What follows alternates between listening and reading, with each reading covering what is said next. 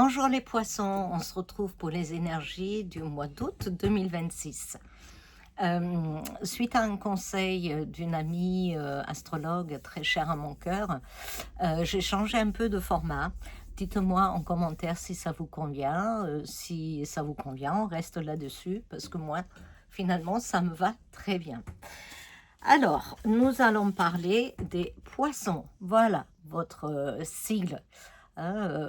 C'est deux poissons qui sont reliés. Alors, il y en a un qui va vers le futur et un qui va vers le passé. On peut dire aussi, il y en a un qui avance dans le vaste, l'autre, il est plus retiré sur soi-même. Hein. Donc, c'est un signe un peu double.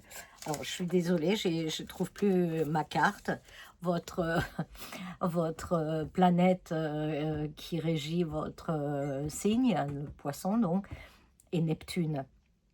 Neptune, il est très très lent pour faire le tour du zodiaque, donc pour que je puisse prendre en compte l'énergie de la planète qui va stagner des années dans le même signe, je prends un aspect avec. Aspect, c'est une relation entre deux planètes qui peut être positif ou négatif. Dans ce cas-là, c'est un trigone. Ça veut dire c'est très positif, c'est quelque chose qui facilite les échanges, les situations et ainsi de suite.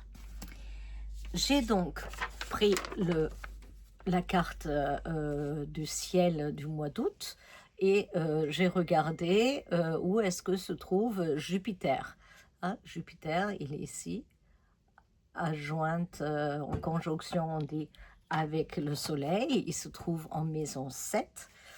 Donc, la maison 7, c'est l'autre, c'est les contrats, c'est les associations, c'est l'autre en face, c'est-à-dire le partenaire, que ce soit le partenaire de la vie ou le partenaire au travail. Voilà, c'est tout ce qui concerne mon en face, hein, mon autre. Voilà, donc on va parler donc les mots-clés, c'est amour, harmonie, intuition, rapprochement, confiance, soutien et expansion. Avec Jupiter, expansion. L'aspect favorable pour les relations, le couple et les partenariats. Alors, ça peut annoncer un rapprochement sentimental, une belle rencontre, une réconciliation, une relation plus profonde, un soutien ou un partenariat favorable, une évolution positive à deux.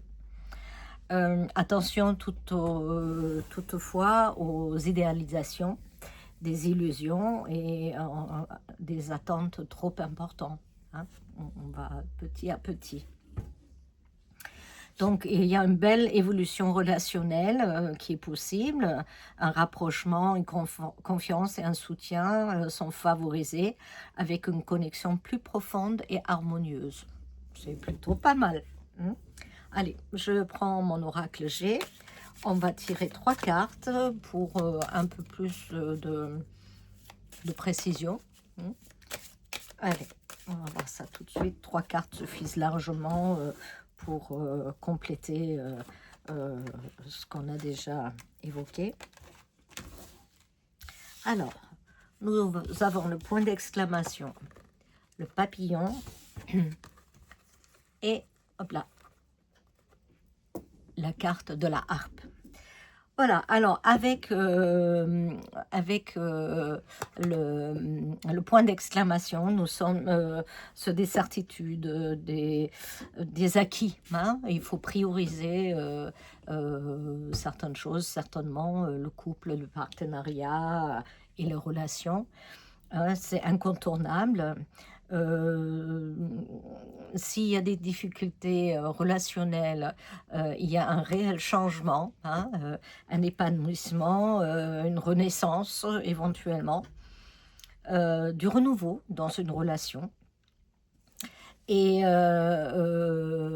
la harpe, elle nous annonce un retour d'une certaine harmonie, hein, des sorties pour l'amusement, pour voilà, sortir en famille, voilà. Euh, Ça nous parle aussi, et s'il faut, il y a des choses peut-être à dire, hein, pour que les masques puissent tomber. Hein.